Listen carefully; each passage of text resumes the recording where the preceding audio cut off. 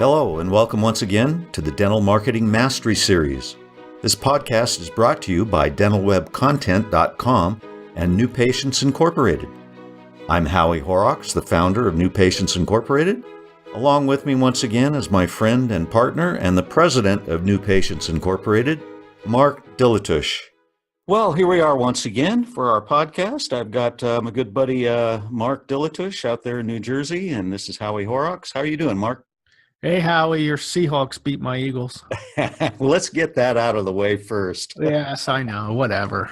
Well, you know, you got a heck of a rookie quarterback. He made a few rookie mistakes, but man, can that guy chuck the ball downfield? Well, there's always the second Cowboy game. So we always have something to look forward to. Well, on we go. Today, we've touched on this topic occasionally here and there, but I don't think we've given it a very full treatment until now. We'd like to talk about niche, however you want to say it, traps. Yeah, and I think we're bringing it up because we're seeing it more and more and more and more and more and more and more. Let's take it back to 2002 through 2008. Where basically anyone with a dental license all of a sudden became a cosmetic dentist. Yeah, right. And then any dentist with a license decided to spend 80% of their marketing budget on communicating the benefits of the wonderful cosmetic dentistry they did.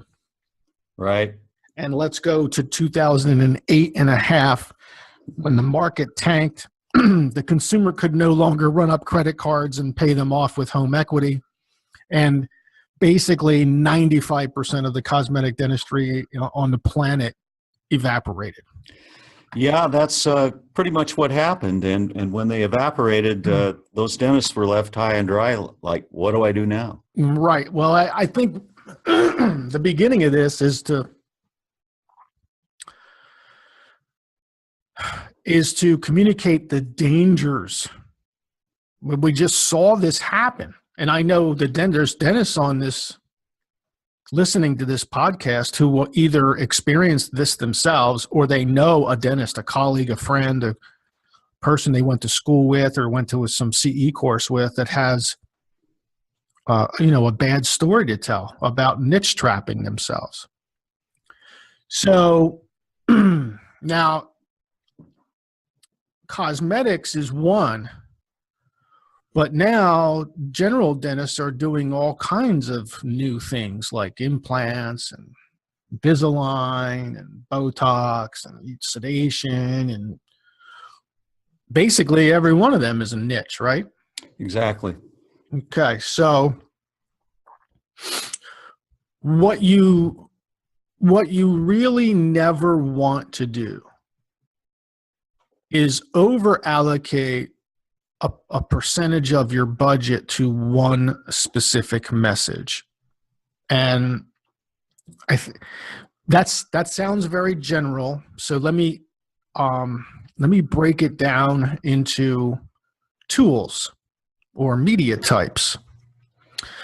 I think the biggest, broadest media type there is, where you have basically endless opportunities to communicate what you want to communicate, is a website,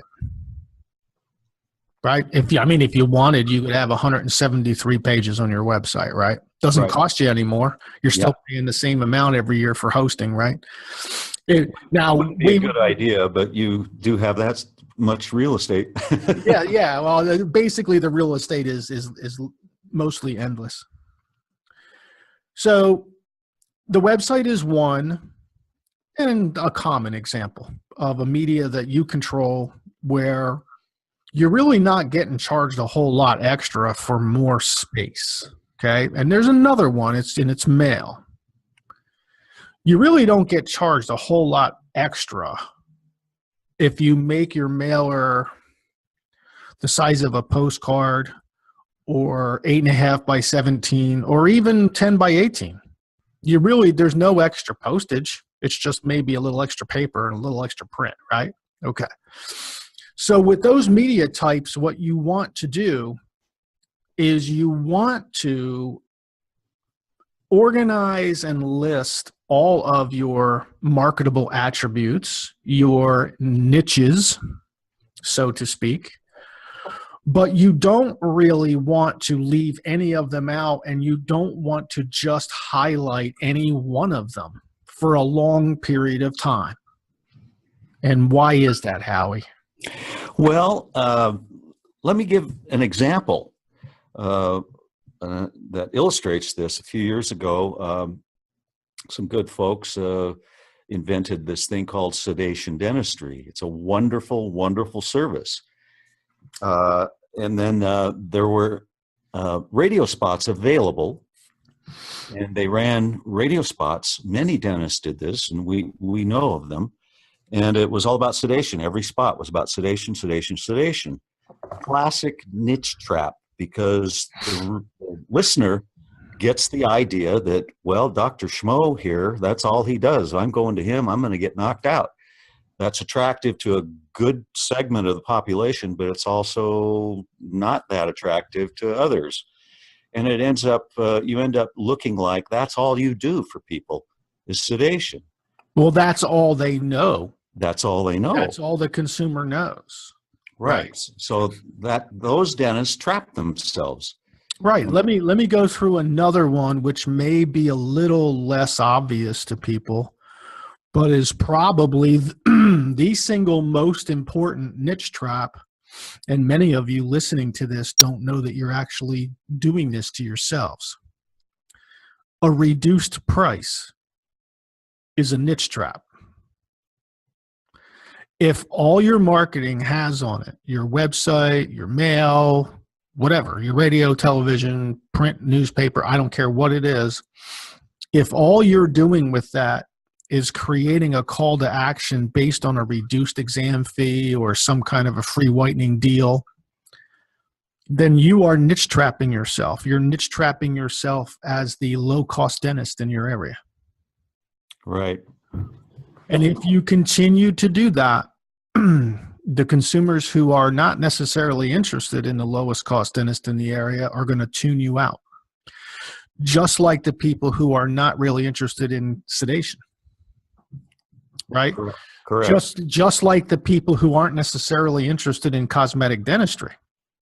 Now, I remember back 02, 04, whatever, through 2008, Howie, we were the ones screaming from the rooftops saying, don't just promote cosmetics, right?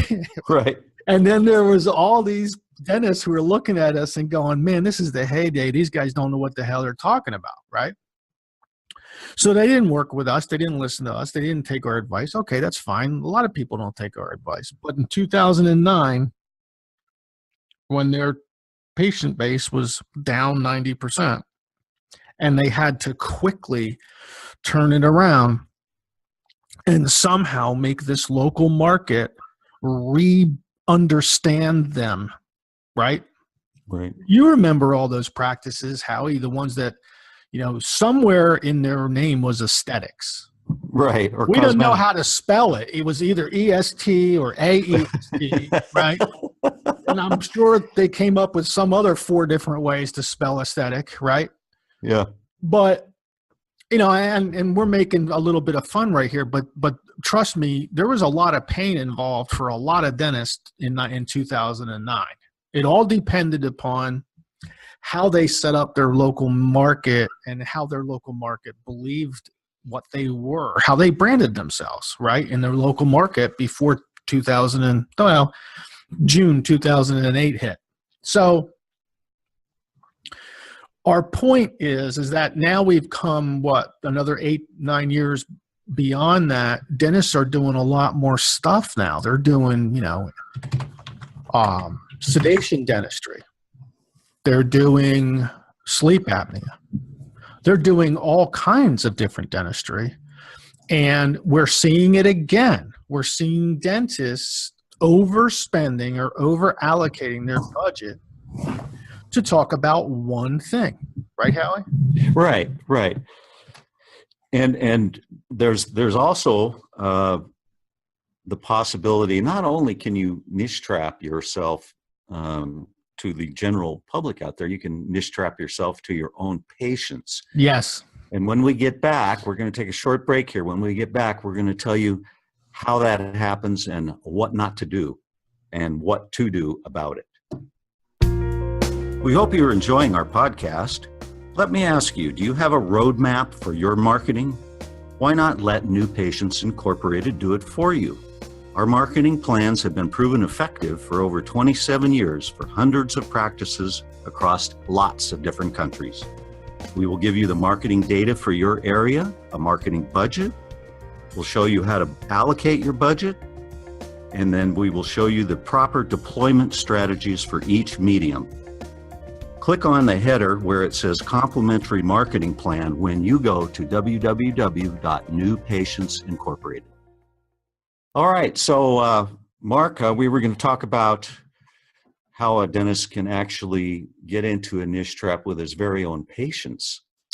Yeah, it's when, and then we're going to go into how to avoid a niche trap, because I think after presenting all the pitfalls, people are going to want to know, how do I avoid them?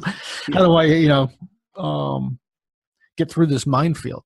Yeah. So, okay, so yeah, you can niche trap yourself with your own patients. The easiest thing to do with your own patients is to simply let them believe the only thing you do is what you physically did to them. In other words, don't communicate anything else to them. Don't let them know that you offer sedation or sleep apnea or dental implants or, I don't know, cosmetic dentures or Invisalign or any of those other things. One of the ways to easily niche trap yourself with your own patients is to simply assume that they know the full breadth and scope of everything that your dental office provides. Now, the way you fix that is you do it in little pieces. Every year you allocate usually about 5% of your annual budget, maybe 10, to internal pieces to communicate the full scope of your whole practice to your existing patients. That might be in the form of new content on your website. It might be in the form of a reception room loop that plays on a flat screen in your reception area. It could be take-home pieces. Take-home, people are getting away from take-home pieces, but really there's only one thing that really is going to grow legs in a message, and that is if mom can take it home. So if you're talking about fixing loose dentures and the person in your waiting room has a parent at home who has loose fitting dentures, if you put that up in your internet or whatever, they may never get that message. But if you have something they can take home, they will get that message. So anyway, throughout the years, you create new pieces that present everything, or at least a representative sampling of everything that you do. And you make sure that your patients know this when they walk out the door. You make sure they know everything you do, not just what you just did to them. Right. And this also extends to, Facebook postings as well. Mm-hmm. And any electronic or even print newsletters that you send out. Exactly. If you've got an older patient base, don't shy away from using the printed newsletters. There's plenty of people who still get those and like them and read them. Yep. Okay, now, how do you avoid a niche trap? Well, we touched on a little bit of it at the very beginning when we talked about the length or the size of what you have to communicate on. And we gave you an example, a website. Website, you can have unlimited number of pages. I mean, there is a logical limit, but but let's just say you have lots of room, and the extra room doesn't really cost you anything. Not really. I mean, you're going to pay for somebody to design your website anyway, right? And if your page is a page long or a page and a half long, it really doesn't cost that much extra. Same thing can be held true with something like mail. So in media types where you have lots of space, here's what you want to do. You want to organize your priority marketable attributes, and you want to say at least a little bit about as many as you can. That's what you do when you have enough space to do it on. Newspaper inserts is another great example. Oh, yeah. I know lots of people don't, they don't use them, or they don't even think about their local paper anymore, but who still reads the paper? It's the older folks, probably over 45 years old, and who has all the money in your market might be the older folks. So, you might want to take a look, right? So the bottom line with avoiding a niche trap is, in media types that you have the room, you talk about everything. Now, there's also media types that gets really expensive for paying for the room. And a great example might be a print ad in a magazine or a newspaper. A wonderful example is radio. And oh, yeah. Right? In other words, you only have 30 seconds or you only have 60 seconds. That's the room I'm talking about, right? You barely have enough room to intro yourself and extro yourself, right? And then you have maybe, what did you say, 100 and some words, 120 words in between to talk about the one thing, right? Yeah. The typical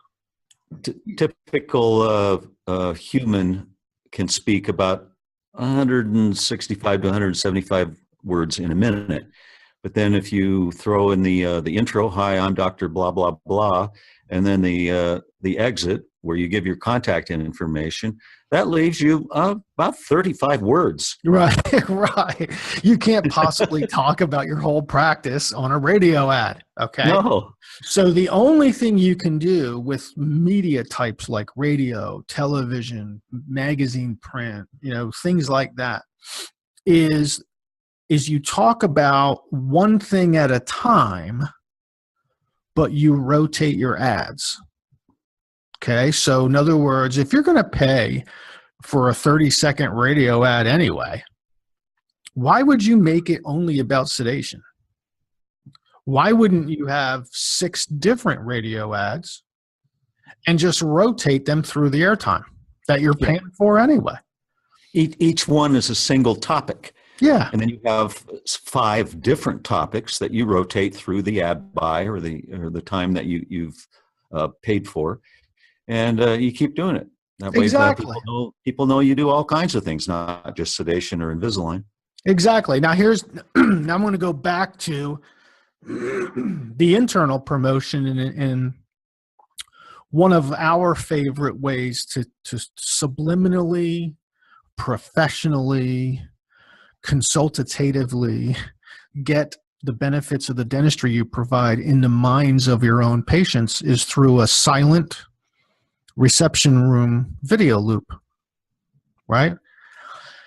That loops through the many benefits of being there. You might have a page on the free Wi-Fi that you offer, or you might have a page about, it's easy to review your office and give them the instructions. You also might have a page about family dentistry. Kids love it here. Sedation is offered. You have a parent or someone has slipping dentures or what have you. So what you do is you build 6, 8, 10 of these pages, and you create a reception room loop out of them, and they just loop continually. You wouldn't think of having a still framed picture on your wall that just talked about implants. Think about that. Or maybe you would. If you did, you'd be making a mistake. Okay? My point is that with limited room, limited space, limited size, you create one ad every time you place the ad, and then you create a second one, a third one, a fourth one, and a fifth one. And then you simply rotate that through the size, through the space that you've purchased. That will, the bottom line is that the potential new patients, the consumer, if they hear you do sleep apnea, then a week later they hear kids love it at your office, Then a week later, they hear that you take care of slipping dentures. Then a week later, they hear that you take care of, what if you have a missing tooth? And then what if you have a gap in your tooth? And then you take care. Pretty soon, that consumer's belief is going to be that, hey, man, if I need anything done with dentistry, I'm going to this person because they do everything. Right. The all under one roof attribute is an extremely attractive, marketable attribute. It absolutely is. And even if you don't do it all, there's a lot that you do. Right, right. Okay. Exactly. We can't diagnose the new patients before they come in and qualify them, right? Yeah. So the idea is to make them believe that you are the ultimate dental authority in your marketplace. And a great way to do that is to make them believe that you do basically anything that would ever pop up for their kids, their parents, themselves, their husbands that, they're going to drag into your office 6 months from now. That's what you need that dental consumer to believe, that you can handle all of her family's dental needs. You do that, you'll never niche trap yourself, ever. Right. Well, I think we covered that for today. Hope I you think all we've enjoyed it beaten out that horse wonderfully. All right. Well, we're going to look forward to our next podcast, and we'll see you all then. Thank you. Bye-bye. We hope you've enjoyed our podcast today. You can find more podcasts on our YouTube channel, on Stitcher, and iTunes. Also on our websites, dentalwebcontent.com and newpatientsinc.com.